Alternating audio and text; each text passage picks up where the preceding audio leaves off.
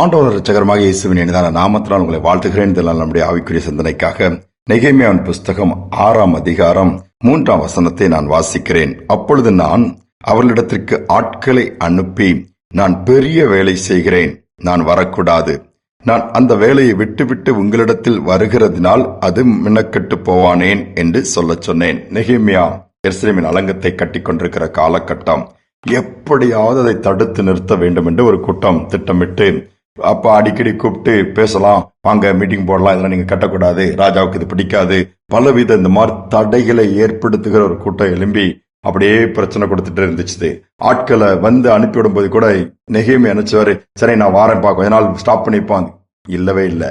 தான் ஆரம்பித்த வேலையை முடிப்பதிலே கண்ணும் கருத்துமாக நெகேமியா இருக்கிறதை பார்க்க முடிகிறது. இன்னும் சொல்ல போனால் தனது அழைப்பு, எதற்காக ஆண்டவர் என்னை இங்க அனுப்பி இருக்கிறார், எதற்காக என்னை பிரித்தெடுத்து இந்த பெரிய பொறுப்பை கையில கொடுத்து சுட்டரிக்கப்பட்டு பாலாய் நிர்மலமாய் கிடக்கிற அந்த பட்டணத்தை கட்டுகிற பொறுப்பை என் கையில கொடுத்திருக்கிறாரே, அதை எப்படியாவது செய்துவிட வேண்டும், குறித்த விதத்திலே குறித்த காலத்திலே முடிக்க வேண்டும் என்கிறதுல குறிப்பா அதுலதான் கண்ணும் கருத்துமா இருக்கிறார். அதனால் தடைகள் வரும்போது, விரோதமான காரியங்கள் வரும்பொழுதெல்லாம் அவருடைய வார்த்தை தெளிவாக இருப்பதை நீங்கள் அங்கே பார்க்க முடியும். சூழ்நிலை எதிராக இருக்கும் பொழுது என்னை போல் ஒருவன் ஓடி போவானோ, ஓடி நான் போகவே மாட்டேன், என்ன வந்தாலும் இந்த காரியத்தை முடித்து விட்டு தான் நான் திரும்புவேன் என்கிற அந்த ஒரு தீர்மானம் ஆழமாக நெகேமியாக்குள் இருக்கிறதை நாம் பார்க்க முடியும். அப்ப அங்குதான் சொல்லுகிறார், நான் பெரிய வேலை செய்கிறேன்.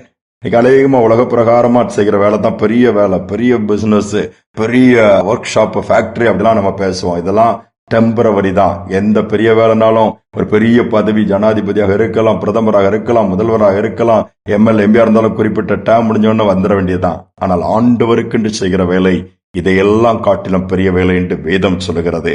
இதற்கான மேன்மை, இதற்கான பிரதிபலன், இதற்கான பலன் வரப்போகிற நாட்கள்ல மறுமையில கர்த்தர் நமக்கு வச்சிருக்கிறாரு. அதை பார்க்கும் பொழுது இன்னும் அதிகமாய் செய்திருக்கலாமோ என்று தோன்றும். அதனால்தான் இந்த நாளில அழைப்பு எல்லாருக்குமே ஆண்டவர் கொடுத்தார். நீங்கள் உலகமெங்கும் புறப்பட்டு போய் சர்வ சிருஷ்டிக்கும் சுவிசேஷத்தை பிரசங்கம் பண்ணுங்க, அவங்கள பிதா குமாரன் பரிசுத்த நாமத்தினால சிஷ்யராக்கி ஞானஸ்தானத்தை கொடுங்கன்னு சொல்லி சொன்ன வார்த்தையின்படி இன்னைக்கு நமக்கு கொடுக்கப்பட்ட ஒரு பெரிய வேலை, பெரிய கட்டளை, பெரிய பொறுப்பு அதுதான். அதை நாம் செய்கிறோமா?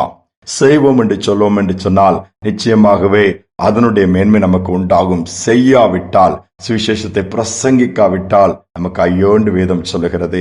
இன்னைக்கு நம்ம ஊழியத்தை செகண்டரியா தானே வச்சிருக்கிறோம், ஒரு சைட் பிசினஸ் மாதிரி தானே வச்சிருக்கிறோம். பெரிய வேலை, மெயின் வேலை எல்லாம் மற்றவைகளை தானே வைத்திருக்கிறோம். அப்புறம் எப்படி மாற்றங்களை எதிர்பார்க்க முடியும், எழுப்புதலை கொண்டு வர முடியும்? கொஞ்சம் யோசித்து பாருங்கள். ஒரு முறை டிஎல் மூடி அப்படியே போயிட்டு இருக்கும்போது ஒரு ஸ்ட்ரீட் ஓரத்துல ஒரு சின்ன போஸ்ட், அதுல உட்கார்ந்து ஒரு பையன் அப்படியே சாஞ்சி அப்படியே ஓய்வெடுத்த மாதிரி உட்கார்ந்து கொண்டிருந்தானாம். தட்டி அவனை எழுப்பி, ஏசுவை பிடிச்சிக்கப்பா, அந்த வாலிப வயசை பயன்படுத்தி இப்படி சோம்பேறியா உட்கார்ந்துட்டு இருக்கிறேன்னு சொன்ன உடனே அவனுக்கு கோபம் வந்துருச்சு. அமைதியா இருக்கிறான், தட்டிட்டான். திருப்பி அதே மாதிரி சரிஞ்சு தூங்கிட்டு இருக்கும்போது திருப்பியும் தட்டி எழுப்புறாரு. திருப்பி தட்டி எழுப்பின அவனுக்கு கோபத்துல, யோ உன் வேலையை பார்த்துட்டு போயான்னு சொல்லி திட்டுறான் பயங்கரமா. திட்டின உடனே இவர் போகவில்லை. திரும்ப என்ன பண்ணுகிறாரு, தட்டி அவனை பார்த்து, ஏசுவை பிடிச்சிக்கப்பா, நீ அவருக்காக ஏதாவது செய்யணும்ப்பா, அவனுக்கு நல்ல ஒரு எதிர்காலத்தை அவர் வச்சிருக்கிறாருன்னு சொல்லும்போது கோபம் வந்துட்டு, நான் திரும்ப திரும்ப சொல்றேன், உன் வேலையை பார்த்துட்டு போனா திரும்ப திரும்ப என்னை தொந்தரவு பண்றீங்கன்னு சொல்லும் போது இந்த ஊழியர் சிரிச்சுட்டே சொன்னாராம், நீ சொன்னதைத்தான்ப்பா நான் செய்யறேன்னாராம். அவனுக்கு புரியல. நான் என்ன சொன்னேன், உங்க வேலையை பார்த்துட்டு போதான சொன்னேன், இங்க நின்று என்ன உயிர் எடுத்துட்டு இருக்கிறீங்க போது, இல்ல நீ என்ன சொன்ன, உன் வேலையை பார்த்துட்டு போன்னு சொன்னீங்க, இதுதான்ப்பா என் வேலை. இயேசுவின் அன்பை பற்றி சொல்றது, உன்னை உற்சாகப்படுத்தி உன்னை எழுப்பி விடுறதுதான்ப்பா என் வேலை. அதனாலதான் நீ சொன்ன திருப்பி திருப்பி சொன்ன உடனே அந்த வாலிபனுக்கே வெக்கமாயிடுச்சுதான். அவன் யோசித்தானாம், தன்னை ஆண்டவருக்கு ஒப்பு கொடுத்து மனம் திரும்பி சோம்பேறித்தனத்தையும் அப்படியே உட்கார்ந்து இருக்கிற நிலைமையை மாற்றி எழுந்து காரியங்களை செய்ய ஆரம்பித்து விட்டானாம். யோசித்து பாருங்கள், நாம செய்யற வேலை எப்படி? அதுல ஜீவன் இருக்குதா? ஜீவனுள்ள தேவனுடைய அந்த ராஜ்யத்துக்குரிய வேலையா இருக்குதா? இல்லைன்னா ஒருவேளை செய்து நின்று போயிருந்தா அன்னைக்கு திரும்ப தொடங்குங்க. ஆண்டோடைய ராஜ்யத்தை கட்டுகிற பணிக்கு உங்களை அர்ப்பணிங்க. அநேகர் அதனால் ஆசீர்வதிக்கப்படுவாங்க, நாம ஆசீர்வதிக்கப்படும். இம்மைக்கு பிறகுள்ள மறுமை வாழ்க்கையில அது மகிமையை பார்க்க முடியும். ஜெபிப்போமா? அன்பின் தகப்பனே, கடைசி நாட்கள் நம்ம வாழ்ந்துட்டு இருக்கிறோம்ப்பா. இந்த நாட்கள்ல எல்லா காரியங்களும் நாங்கள் பார்க்கும் பொழுது அவைகள் எல்லாம் நிறைவேறி கொண்டு வருகிறது. ஒரு நாளில் கணக்கு கேட்பீர் ஆண்டவரை. கொடுத்த நாட்கள்ல கொடுத்த வேலையை நாங்க கம்ப்ளீட் பண்ணலன்னா, இன்கம்ப்ளீட்டா போய் நின்னோம்னா, தாழ்ந்துகள் எல்லாம் ரெட்டி பார்க்கலன்னா நாங்கள் அதற்கு தண்டனை உண்டே, அதற்கு தப்பித்துக்கொள்ள வழி கிடையாது. இந்த நாட்களில் நாங்கள் கொடுத்த பொறுப்புகளை நிறைவேற்றுவதில் நாங்கள் பொறுப்புள்ளவர்களாய் கண்ணும் கருத்துமாய் செயல்படுகிறவர்கள் எங்களை மாற்றுவீராக. சோர்ந்து போய் உட்கார்ந்திருக்கிற பிள்ளைகளுக்கு சோர்வு எடுத்து போடுங்கப்பா. செய்ய வேண்டிய பணி எவ்வளவோ அதிகம் இருக்கிறதே. ஆத்துமாக்களை ஆதாயப்படுத்துகிற காரியங்கள் இன்னும் ஏராளமா இருக்கிறதே.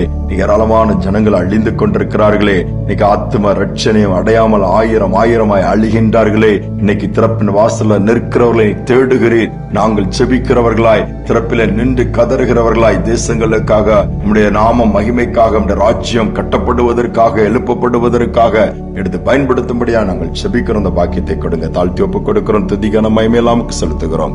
இயேசுவின் நாமத்தில் வேண்டிக் கொள்கிறோம் நல்ல பிதாவே. ஆமேன், ஆமேன். நாம் ஆண்டவருடைய பெரிய வேலையை செய்யும்படி அழைக்கப்பட்டிருக்கிறோம். அந்த வேலையை செய்யும் பொழுது அதற்கான பிரதிபலன் நிச்சயமாகவே உண்டு. சிந்தனையோடு இந்த நாளை தொடர்வோம். மீண்டும் நாளை தினம் சந்திப்போம்.